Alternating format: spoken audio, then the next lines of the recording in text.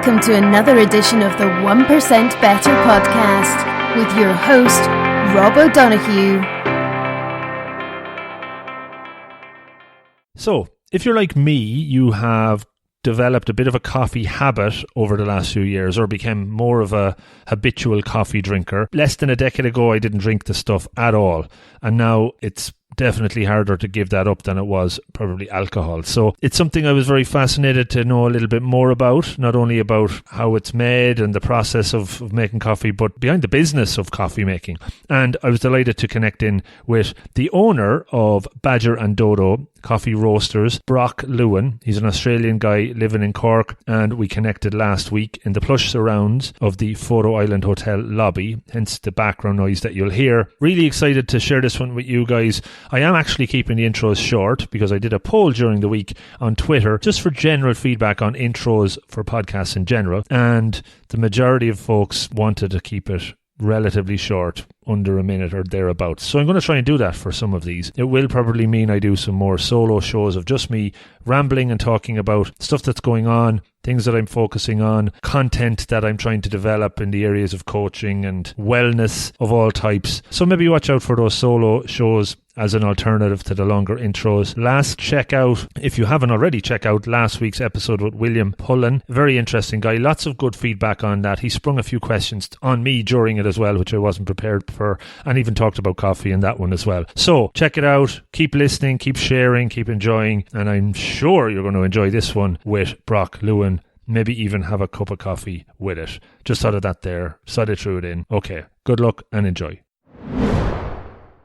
Hey folks, welcome to another episode of 1% Better, the podcast where, as the name might suggest, I hopefully share stories from my guests and help you guys improve in 1% increments or even more. And this one is on a topic that I'm very passionate about. It's coffee, and it's with a very well-known gentleman from the Cork region, Brock Lewin, who is the founder, owner, you can give me the right term for the coffee brand Badger Dodo. Welcome. Thank you, Rob. Thanks for doing this. I know we said we'd do it for a while and we eventually got around to it. So let's talk a little bit about you, or you talk a little bit about yourself, Brock. Let me know your background, where you come from, and maybe what brought you to Cork. Okay, Rob. Thanks for having me along. Well, yeah, I guess my story. I started out. I'll go right back. My first degree was accountancy, and 3 years into that, I was told I should look for another job. Right. This is after I've done part of my professional year, and so I decided to go back to university and do a second degree. And it was during that second degree there that, working to fund myself through uni, I started work as a barista in Sydney, and that was early 90s. So yeah, finished that degree, worked a little bit, travelled a bit, and ended up in Ireland 2000, where I met my now wife. We spent 3 years here, in Dublin, and then at that point there I was very cognizant that coffee in Ireland wasn't quite what it was in Australia. Actually, really not at all. And in Australia, just on that, fascinated about how coffee explodes in different parts of the world. Yeah. That was early 90s. You said your first shot of coffee. Was it a big thing in Australia at that time? Had it been always that popular there? Or? Yeah. The evolution of coffee in Australia, it's credited with a Russian guy originally, but really the biggest influence would have been post-World War II Italians and what we call first wave coffee. First wave coffee is like the Italian, Spanish, French, and their blends of coffee, which would contain Robusta. And so what we saw after World War II was Italians come out, and with a lot of immigration, what people bring is food. It's the easiest thing for them to pick up and do. And certainly coffee was a big part of Italian culture, so Australians picked that up and ran with it, particularly in Melbourne. And so that, fast forward then on another 40, 50 years into the 1990s in Australia, coffee has evolved quite a bit. Milk is very different in Australia. It's much like Irish milk, good quality milk. And we evolved to make our own standard drinks, things like the flat white and the short black. The short black is an espresso, or a long black is Americano, for want of a better word. Mm-hmm. As much as a flat white is a latte, they're not. There's differences, but we evolved our own way of doing things. And funny enough, the same sort of thing happened on West Coast US and New Zealand. These countries evolved in much the same way to produce very similar beverages, but different to how it was in Italy and how it remained in mainland Europe for still today. Things were different then, and things have changed a lot in the last 20 years that I've been. 25 years now that I've been in coffee, and they still continue to develop. Even since I've come to Ireland 10 years ago, things have developed a lot. Standards refined. They just keep refining, and you wonder how much more things can refine, but they do. There's always progress. But that's it. Like you mentioned, cappuccinos and lattes, I presume they're around for decades, but the idea of a flat white is something maybe relatively new in Ireland. Was a flat white a thing in Australia back in the 90s, or was it a different term? Or the flat white was something that was in Australia, all right, for sure. In the 80s, 90s, we'll probably fight with the Kiwis over who invented that one as well. Certainly the flat white was very much unheard of here when I came, and I'd say I really don't know who would have been doing flat whites at that point. Maybe a guy called Carl Purdy, a coffee angel in Dublin, but relatively no one really. And certainly for years afterwards, people were getting the flat white mixed up with a white Americano. A white Americano being an Americano with milk added to it. There's a huge difference. And people describing a flat white as like a latte with no foam, the reference to flat being there being no foam, which again is wrong. Probably McDonald's say it best. It's like a latte, only shorter and stronger. Don't quote me on that. Right. No, it's fascinating, and this is, I guess, as we go through this, I'll probably throw in other questions around coffee that you can help me understand things a little bit more. But when you had that first shot and you kind of saw, was there kind of a passion then straight away that you really enjoyed coffee, you wanted to know more about it? Well, in the early 90s when I was making the coffee, it wasn't easy for me to get, at that time, an education about how to make a proper coffee wasn't good. But then I was in Newtown in Sydney, and there started popping up lovely little cafes all along the place there. A couple of brands that would be well known now, Campos and Toby's Estate. They popped up, and certainly getting in there, that's where real passion for me started, was seeing this product that was refined and better, and there being so much variation in the one product, the passion for me struck in there. And I guess I went back to Melbourne there in 2003, and at that point I'd been working as a barman in Ireland, in Dublin from 2000 to 2003. Went back to Melbourne 2003 with my now wife, and started working in the pub industry again. Managed a pub there, and I was like, I don't think this is what I want to be doing. But the pub that I was running was in a very heavy cafe area of Melbourne, and the coffee trade during the daytime was a vital part for it. So that's where I really honed in at that point there. And I realised, that we were going to move back to Ireland, and that's just when I just threw everything I had at learning about baristing and roasting and And I learnt to roast then in Melbourne around about 2007, and then we were back here in 2008. Okay. 2008, I wasn't sure if I was going to open a cafe or roast, but there was still no micro roasters in Ireland at that time doing proper speciality coffee. So that's when I was like, right, let's get this going. Timed in well with Ireland's first and to this date only world barista champion, Stephen Morrissey. He won that year in 2008. And for me, that was a real signal. Wow, Ireland is ready for this. Right. So it was very fortunate that Ireland was there. But as my dad always says, luck is when preparation meets opportunity. And I was prepared and put my money into a roaster. And lucky enough, Dodo, the father-in-law, had some old chicken sheds down the back there, which he wasn't using anymore, so they became the roastery. And the brother-in-law, who was into property development at the time, said to me, geez, you're taking a bit of a risk with that roaster there. Right. And how much was the roaster to invest in that? At that stage, it was like 15 grand for the small one that I bought. Right. So it was a huge investment, really, you know. You'd spend more on setting up a cafe for sure, you know. And, I guess from there, you know, it was literally route to market via farmers markets. Right. That's how it started out. Farmers markets, yeah, big time there, the one in Fermoy.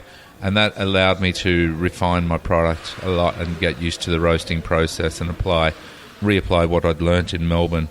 Did you have to do an apprenticeship to become a roaster in Melbourne? How did you learn? Yeah, a lot of people ask me, how do you become a roaster? And certainly at that point in time, the resources available on the internet was zero. Right. There was really very, very little there.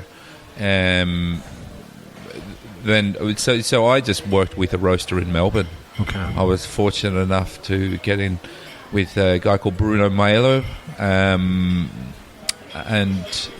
he was like a contract roaster, if you like. He was Italian, a bit of a Robert De Niro character, and yeah. So I guess I learned to roast with him. Okay. Yeah, it was just I probably only spent a couple of weeks at it, you know. Okay. But so then, you know, a lot of it after that was trial and error on my own behalf. You know, back in Fermoy when I eventually set up there. I was a judge for the Specialty Coffee Association as well for the first few years, 2009, 10, 11, I think I was involved as a judge. I judged Colin Harmon, who people might know as 3FE, who went on to be Ireland's barista champion, I think for 4 years, and always always landing within the top 3 or 4 in the world. You know, Colin's blazed a fantastic trail for coffee in Ireland. So yeah, it was very interesting to follow his route as well. And there's a few characters around, all right, who in those days became pretty, let's say, influential in the Irish coffee scene. They're still around. And that's the Specialty Coffee Association there, and the Barista Championships. They're still held every year, and actually I think we're getting involved with the Cork AeroPress Championships here this year. They've sort of branched out. There's the Barista Championships, the Latte Art Championships, the Cupping, and the AeroPress. And of course, we've just seen Daniel Horbert there 2 weeks ago in Berlin become the World Cup Taster Champion. Okay. So Ireland has another champion. So that's just explain that, just for those that aren't ingrained, because I saw it on your Twitter feed actually that world champion. So, look, it's pretty fierce, to be honest. You know, so basically, you're given, I think it's 8 coffees there to choose. in sets of 3. Okay. And so basically you're tasting your way through 24 coffees. So in each set of 3, you have to distinguish which one is the odd one out. Wow. And you do that 8 times. And the person who gets the most right in the quickest amount of time wins. Wow. But there can be some very subtle differences between the coffees. Wow.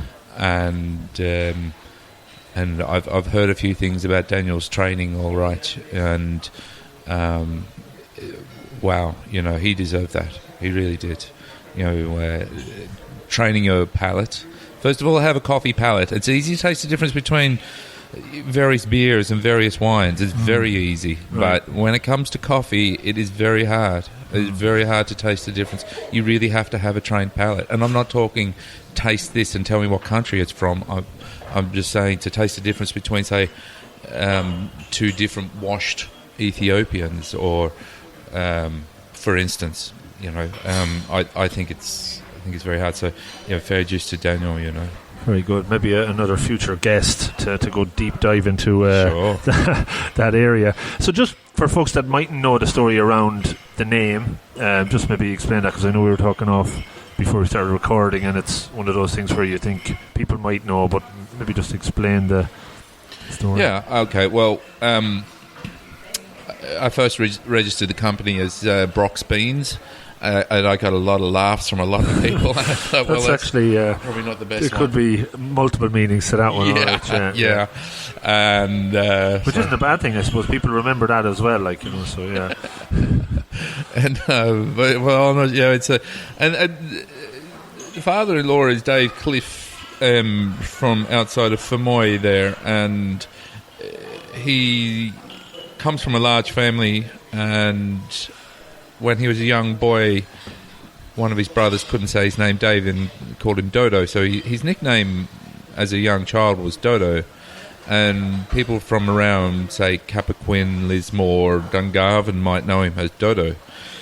And I like the sound of it. And Brock, my own name, B-R-O, Father C, is Irish for badger.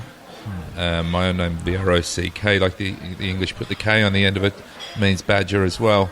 So whilst Dodo has no kind of ownership in the company, he's very much a part of the company in the sense that I've been using his land and his chicken sheds, and we're eventually now able to pay him a bit of rent, which is good. Nice. But he wanders around every day, comes down for he's well and truly converted from his teas. He's drinking his lattes, and he comes down every lunchtime and just makes sure the lads take their breaks and I don't work them too hard. And he's kind of like a MacGyver around the place. Right. He just fixes random. He just fixes stuff. Like, yeah. It might need fixing, but he'll fix it anyway. Okay, always good to have somebody like that in there. Yeah. So how quickly did you change from Brock's Beans to? Oh, in a matter of weeks. Okay, in a matter of weeks. So you hadn't started trading really at that? No, okay. no. I think I've just been playing around with it. So, so it's been Badger and Dodo. It's actually Badger and Dodo Boutique Coffee Roasters. And people have asked me before, where does boutique come into it? And I mean, boutique isn't a reference to any particular grade or quality of coffee. It was just a name that I threw in there to give the idea that we have a lot of one-off coffees. Like you would in, say, like a women's clothing boutique. Mm-hmm. So high-end one-off coffees. And that's whilst we have our mainstay blends of coffee, Blackwater, Jam Jar, we also have one-off seasonal coffees that we bring in, and we've always done that. So we buy the freshest, most seasonal coffee. We might have one from Guatemala. At the moment, we've got one from Guatemala. We're finishing off one from Rwanda. We got others from Guatemala actually landed there yesterday as well. We might look at Costa Ricans, Hondurans as they come to crop, and we bring them in, and we bring a pallet in, and we'll sell that for as long as that pallet lasts. It could be two months, it could be 4 months. Okay. But the emphasis being on variety and freshness. Mm-hmm. So the name definitely is memorable, right? So I know I'm talking to a lot of people setting up their organisation, companies, getting the name right can take a long time till it feeds right. The branding, I suppose, the logo and how all that's packaging, I think that really stands out. I know maybe one of your specialty brands last year, I remember buying it, and it had the multicoloured kind of the logo on it. The tree was in colour. It was very stand out. So that must be very important. How did you, or how was the process of working through and getting to somebody to really help emphasise it? Yeah, it's been a very interesting journey.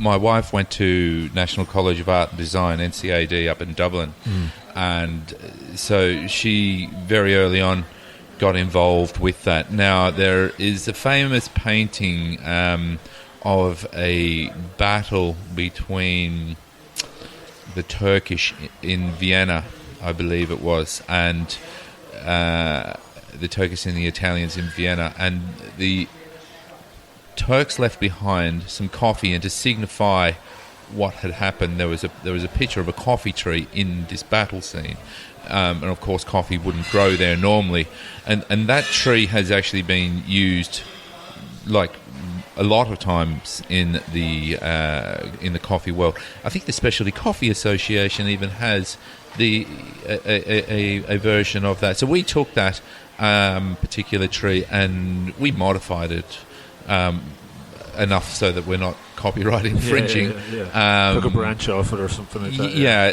I mean, in retrospect, it's kind of not a very reproducible thing to do, but and not very unique. So many people have some part of the coffee tree or bean involved in their name, but look, that's what we did. And we ran with that. My wife did a great job in choosing the colours. Well, I guess the two of us chose the colours and the whole setup of it. The black and the orange have been our colours all the way through. But then last year, it was our 10-year anniversary as a company, and we decided, look, it was time to freshen things up a bit. And so we brought in EP117. They're designers based in Limerick, to help us with that.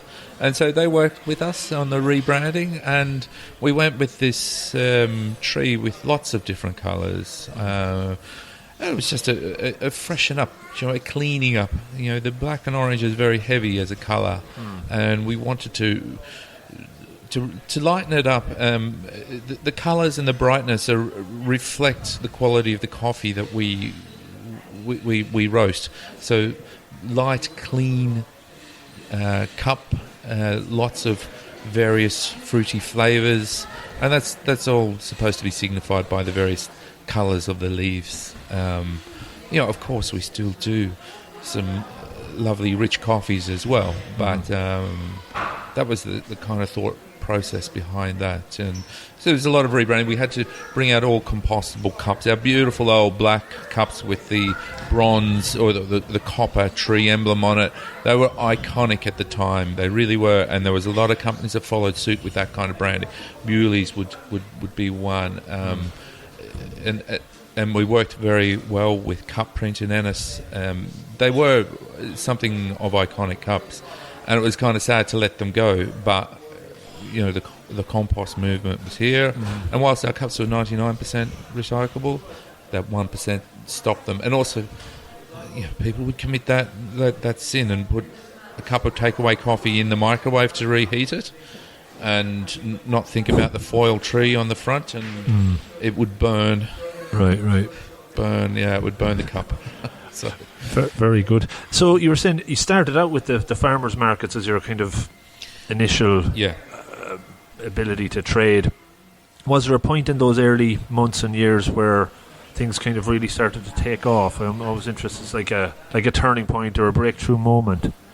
Yeah, it was. Whilst the farmers markets helped, they were more like a training ground for me to refine my product. Like some roasters might have a shop as such, but for me it was the markets. I think perhaps where I really did make my name was in Dublin. through being a judge at the Barista Championships, people learnt that I was a roaster, and there were a few cafes that jumped on board with me in Dublin who knew that there was something in the coffee movement. And I definitely had my customer base in Dublin first before anywhere else. Right. And I mean, to this point now, we've still got some 70 wholesale accounts in Dublin, and I've got an account manager up there. Okay. So Aaron came on board with me there, say, maybe 5 years ago now. So that meant for the first 5 years, I was doing a lot of driving up and down to Dublin, and it's very hard to service accounts from Cork.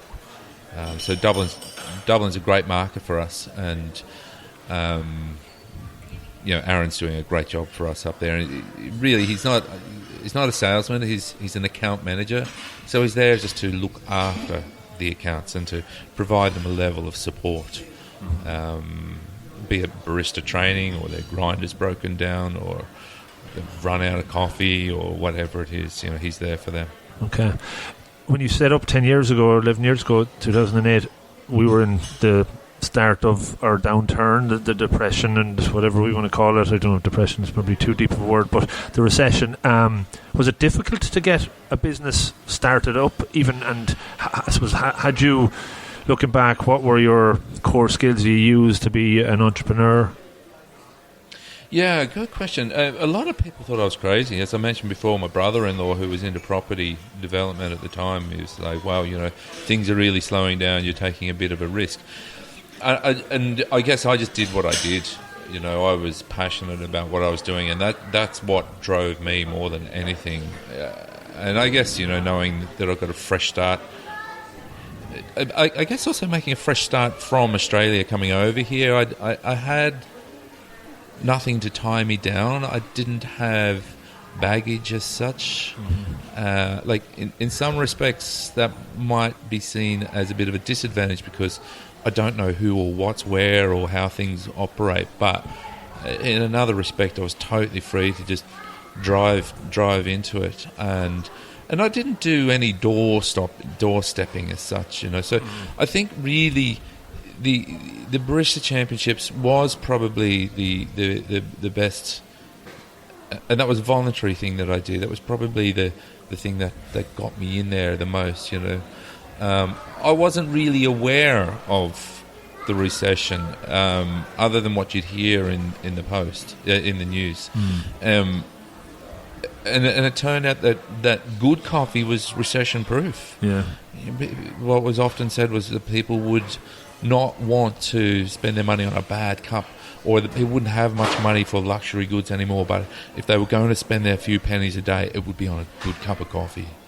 And it was on that emphasis of a good cup. And we had some core Dublin City customers who were putting out properly made cups of coffee, and that's basically how that worked for us. And I'm always fascinated around that time when the Celtic Tiger died off and property hit the wall. The rise of maybe wellness and exercise seems to kind of take off more, and there's kind of almost a correlation with coffee as well, isn't there? And so I think things started probably to explode in the coffee world not too long after that, and maybe it's the move more from alcohol to another some stimulant that doesn't give you a hangover. So just fascinated to see if there's kind of a link there, and maybe that was the good time to go in when other things were moving the other direction. Yeah, I'd say so. People needed it became increasingly more aware. I think two things that have happened, I guess, is that people come back from Australia and foreign cities and they realise, oh wow, why can't we do coffee here? Yeah. And to open up your own coffee, your own cafe, there aren't huge barriers to entry. And particularly in the downturn, a lot of venues became available to open up cafes. So I think that became a big part of it there. Right. Bringing that back from, and there being very low barriers to entry to opening up a cafe as such. And just picking up on what you said earlier, coming in fresh start, a lot of the time within coaching and kind of talking to people that want to do stuff, they have limiting beliefs that just say, I can't do this, because it just sounded like you had no real limiting beliefs and you had that freedom, which was great, I suppose, just kind of wild abandon. On the flip side of that, going in as an entrepreneur, setting up your own company, I probably had to steep learning curve and get up to speed on multiple different areas of the business. What are the ones that maybe stand out that you said, geez, if I had known this at the start, I would have been in much better shape? Anything come to mind? Yeah, I took a bit of coaching early on, and I think this would apply to anybody that's in small, is in a small startup, is learning when to delegate. I was doing too much myself, and I really did run myself into the ground quite a bit, and I should have brought on more help earlier on. I'll never forget the business coach saying to me, "You need to delegate." He says, "What are you doing?" You bring in people you can trust. I wish I'd done that a bit earlier on, and perhaps also focus more on the wholesale, because the markets were good, but I was doing too many of them. I should have focused more on the wholesale side of things. Now, we've still done very well on the wholesale side of things. It was about 2013. I had 3 vans on the road doing farmers markets between Cork and Waterford, and at the end of the year, I just was like, this is ridiculous. I spent all this time doing these markets, and I looked at the figures, and I looked at the real costs of my time, and I actually lost money on a good few of them. Right. You sort of see the cash and you think it's great, and it's also great to get out and push your product around as well.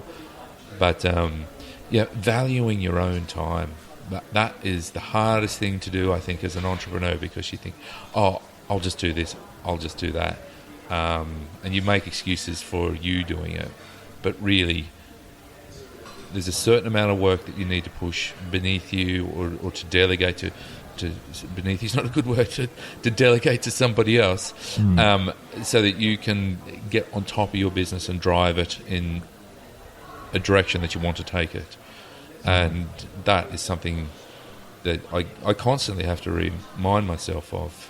But still, I do enjoy some of the stuff. Like, we got a container of coffee delivered in last year, and I've had a few health issues over the last years, just with legs and hips and stuff getting replaced. And so when that container of coffee came in, I wanted to muck in with the lads and unload that ourselves, which we did. 60, 70 kilos of green beans per bag, and anywhere from 280 to 325 of them in a container. It's heavy work, throwing them onto pallets and strapping the pallets, but still, I think it's important to be involved at the ground level of the business. Every now and then I still do go and work at the markets myself, Right. So I guess it's also a bit of a luxury being an entrepreneur too. You can decide at what level you want to be involved. Mm-hmm. And I think as well, limiting.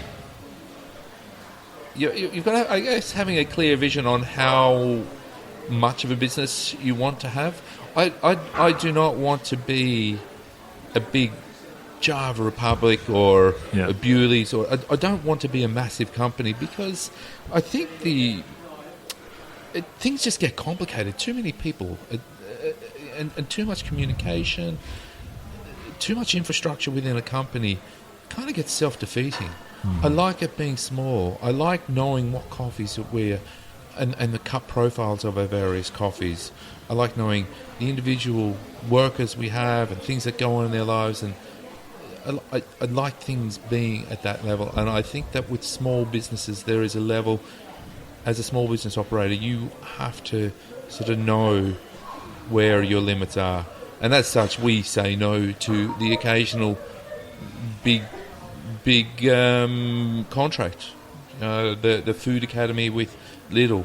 Wow, Lidl or Aldi was offering €100,000. We turned that down as an invitation. It was just going to be a step too far for us as a company. Didn't want to commit to that level.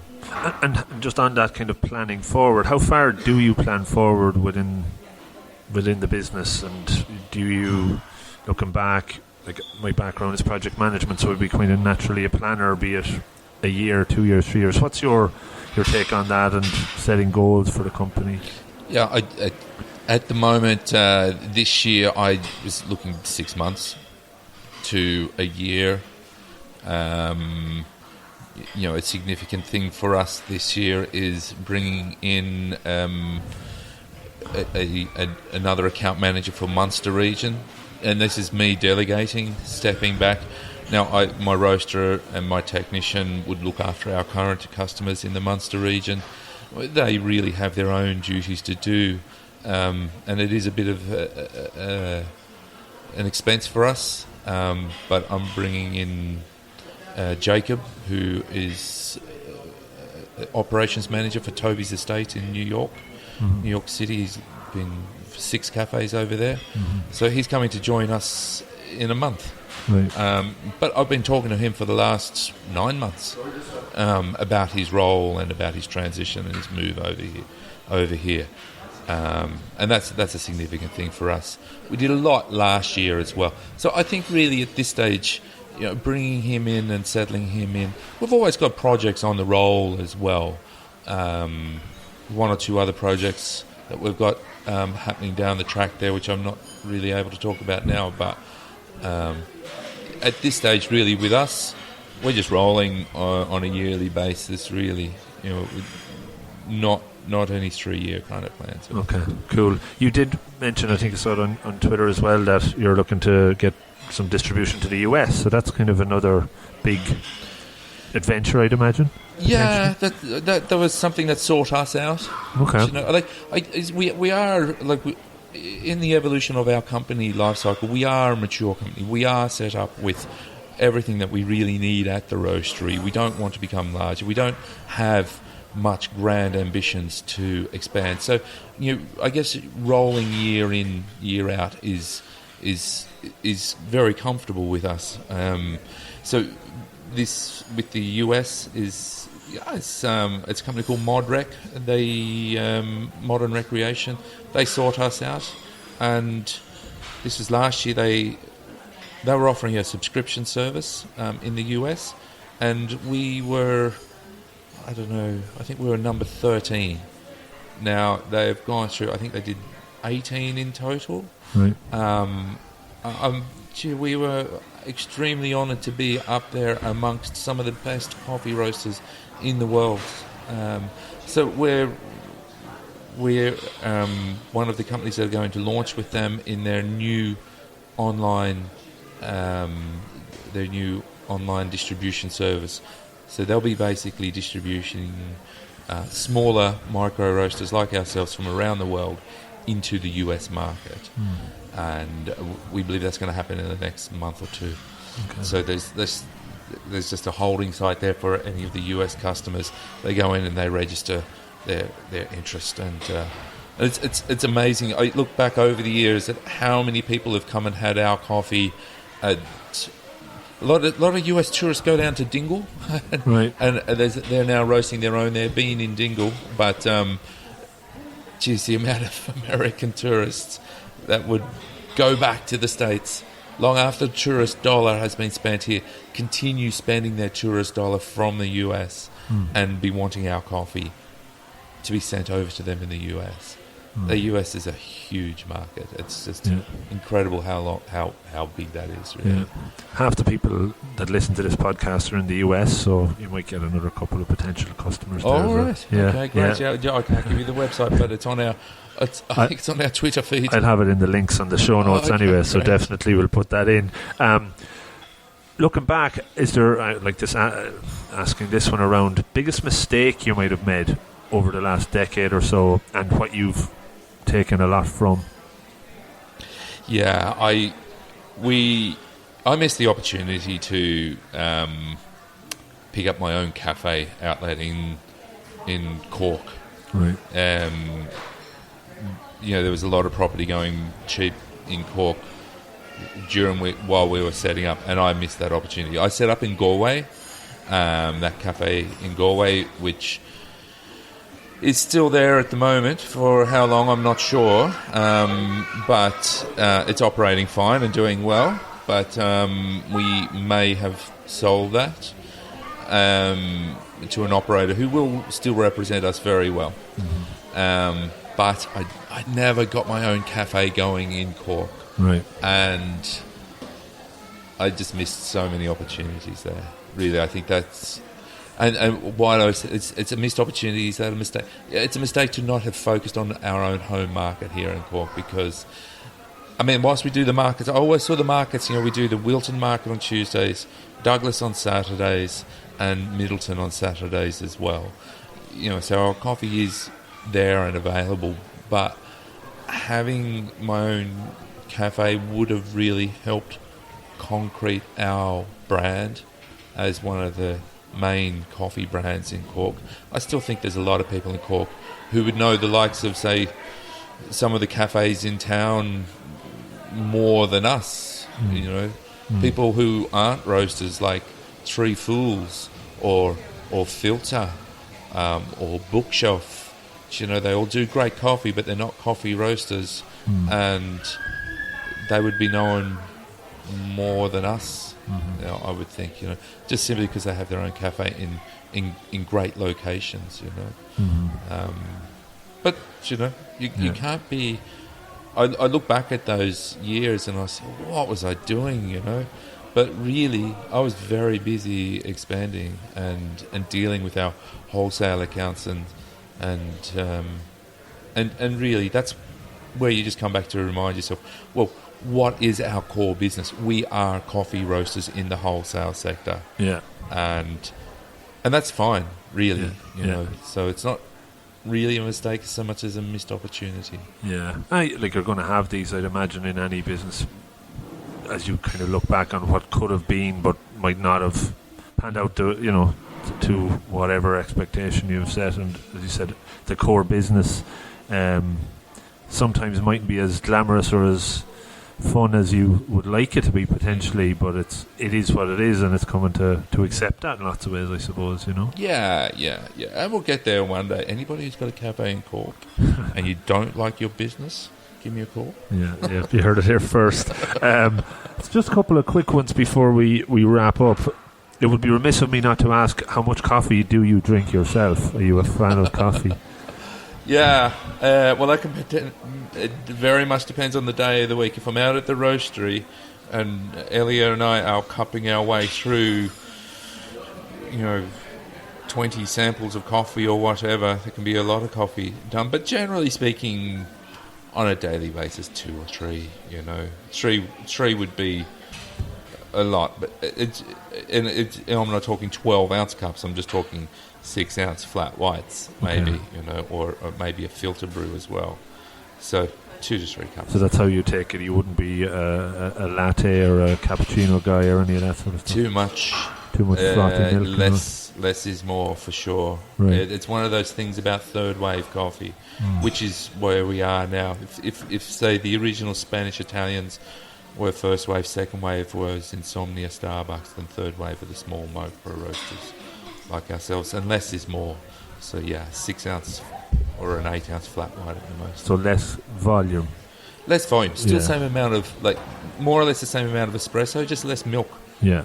Okay. I don't get the 16-ounce, 20-ounce cups. Those cups that they've got handles on either side. That's, I can't fathom that myself. Yeah. Definitely when I drink the larger ones, I know from how it runs right through as well. That doesn't help. Just visiting the bathroom multiple times every morning, so won't go there. Work-life balance now. So you're running yourself into the ground. You said a few years ago. Have you got more of a balance going on now? How do you maintain and manage that? Yeah.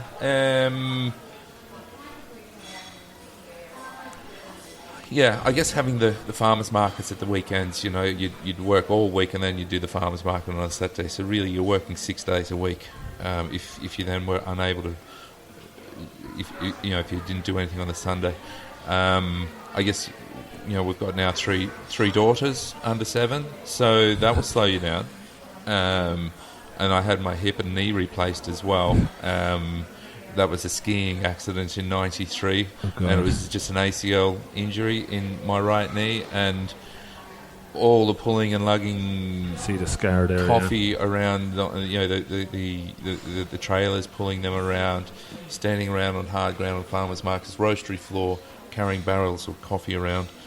That took its toll. So it's kind of, I guess, a good thing, because it did force me then to get back into physio. So now I do physio twice, or bit of, what do you call it, strengthening, conditioning twice a week. Mm-hmm.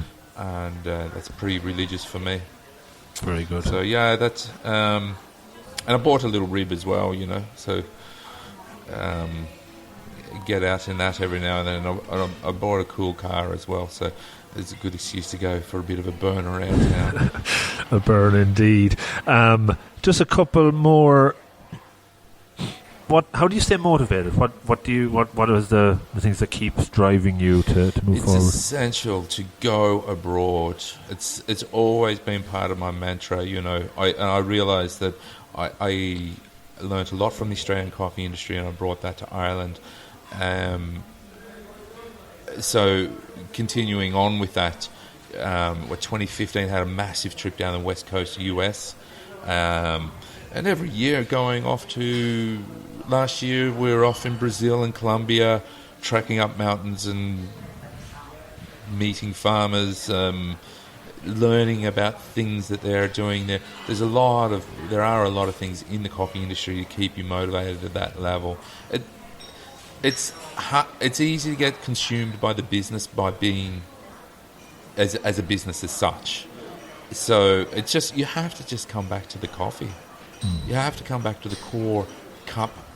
The cup profile, get out to the roastery and just make that effort to be involved in the coffee itself, new things that are happening in coffee. 2 weeks ago I was off in Berlin at the World of Coffee. There's enough in that to keep you looking and seeing what's going on in the world. We've got things lined up from that as well that we'll be investigating. Fortunately, with the world of coffee, I think in any business, if you become complacent, you may as well just start to resign then and there. You have to force yourself to move forward. Otherwise, you'll fall behind. Mm-hmm. I think my staff keep me in there as well. What type of leader are you? You mentioned staff. How do you motivate others? Not a micromanager. Well, I am. If you work directly for me, I can be a bit of a taskmaster. But in regards to the staff at the roastery, I know that I'm best to leave them be and let them run themselves. So long as there are no complaints from customers, that things are done well. Now, obviously, we've got quality control, but I do like letting my staff run their own show. So they come to work at hours that suit them. I like giving them freedom, and geez, it's worked well. There's a lot of trust, and I think that when you give that to staff, it means so much. I think it really means. I've actually been a bit guilty of giving them too much freedom, in the sense of, like, I should have probably been there to support one or two of the members, but different staff react differently. Some people will ask you for help, whereas others won't. So it's really down to you knowing your staff. And I have staff who manage staff, but I directly look after five staff. With Jacob coming on, it will be 6, and that's enough for me. That's enough for me to really know them and to know the job and to manage what they do. But I think it's important to give them freedom and trust. 2 very good words, yeah. Last one then. If it wasn't coffee and the world of coffee that you're working, what would it be? What else would you be doing? Ooh.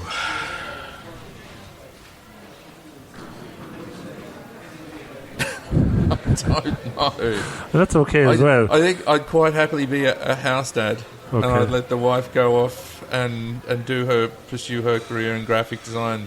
I would probably do that, you know. Okay. Yeah, that's yeah, I really don't know, to be honest. Okay. Well, you have sole focus on that. So sometimes I ask that question and people are very quickly telling me what they would be doing differently.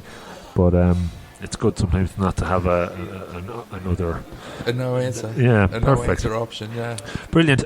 Brock, do you want to give a call out to how people can get in touch with you or find out more about the coffee? And yeah, I guess, you know, we are kind of behind the scenes, as I was saying, because we don't have a shop front or cafe. If you're in Cork, the best ways to experience us are at the farmers markets. Douglas is our main one on a Saturday morning, the Douglas forecourt.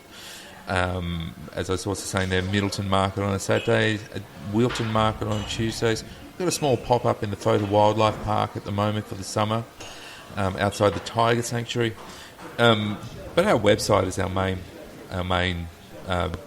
Badger and Dodo.ie is our main point of getting in touch with us.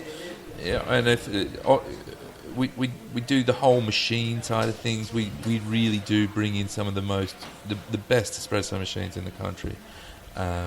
We do it all from, you know, when it comes to opening cafes, beans, machines, baristas. So we address those three fronts, as well as you can go to the website, and of course you can buy a bag of freshly roasted coffee and have that shipped to you with the latest kind of brewing equipment as well. Cool. Brilliant. It was fascinating to hear your story. Thanks for doing it, Brock. I love coffee. I love hearing a bit more about it. I love learning that stuff as well. So thanks for doing it. I'm happy to share this out. Hopefully some folks jump on it and you get massive business from the US, of course. That'd be nice. Thank you very much, Robert. Thank you very much for having me on the show. Appreciate it. Thanks, Brock. Okay, mate. Thanks. Good luck. Bye. Hey guys, just before you go, I'd love to hear from you if anything specific stood out from that episode, something you might take away and try and implement in your own personal or professional life to help make you that little bit better. On the other side, is there anything you think I could do better to make the show even more enjoyable, more impactful and maybe meaningful? So drop me a note, rob@robofthegreen.ie, or connect in on any of the social platforms at Rob of the Green. We also have a community on Facebook. Check that out. If you're really enjoying the show, maybe you could try and leave a rating or a review on iTunes, Apple Podcasts app. Go in there, give us a rating, let us know how we're doing. That'll help with the ranking of the podcast up those charts. The more folks that potentially see it, because we're high up, the better. The more that might listen that never heard of it before. And the goal of the show is to try and reach more and more people and have that impact more and more. So that's down to you. Please do help me with that. I'm not going down the route of hiring podcast promoters, quote unquote, from other parts of the world, because they say they can help with the ranking, and I don't really believe them, or it's not very authentic. Help me do it in an authentic way. I'd really appreciate it. This year I'm going more all in on Patreon, so it's $3 a month. You can sign up, subscribe to Rob of the Green on patreon.com. That will give you access to Patreon only content. Nearly all the episodes of the 864 podcast are on there, and new ones will be added only there. The 1% Better show will have early releases there, but will still come out for free on robofthegreen.ie. There'll also be live shows this year, some phone-in shows, extra content. €3 a month will, hopefully, the more folks that subscribe, allow me to do more and more stuff on there, add more and more content. At the end of the day, that's the price of a pair of socks, maybe, that you might lose, or a coffee. One way or the other, it's up to you. If you want to join, you'll still get free stuff otherwise, but if you're enjoying what we're doing, help us grow, help us expand it. I'd really appreciate that. Adding new stuff onto the website all the time. There's an affiliates page under the Be Better drop down. Check in there. There's training courses that you can sign up to. More and more stuff will come in over time. Into season 3 now of this fun journey. Huge learning. Hopefully you're getting something from it too. Stick with it. Let's keep going. Enjoy the journey even more. Have a great day, week, weekend, and thanks for checking it out. Good luck.